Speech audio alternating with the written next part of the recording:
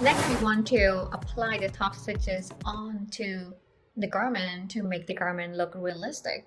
To do so, I will come over here to this top stitch and then select the segment top stitch for now. And then I'm going to apply the top stitch right here, right here, right here, and here.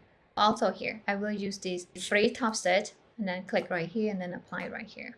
Alright, so we want to apply overlock top stitch right here. Simply zoom in and then go to top stitch, click on it to select.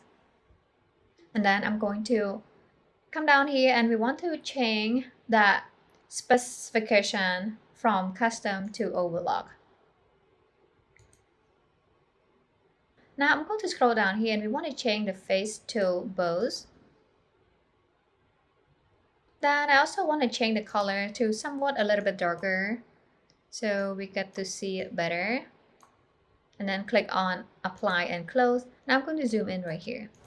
So as you can see right here, now we have this top stitch apply onto the garment and make it a little bit more realistic, okay? And let's check right here in the hem. It looked pretty good. And finally, we want to change the particle distance. Simply key select all the pattern pieces, come to the property editor and then change that to 10. And then press on return enter on the keyboard to confirm. And next, I'm going to simulate one more time to see the effects. Okay, there you have a design intro. I hope you guys find this video helpful and remember to give it a thumbs up and follow me on Encoder Fashion for more awesome videos like this. Thanks for watching, guys.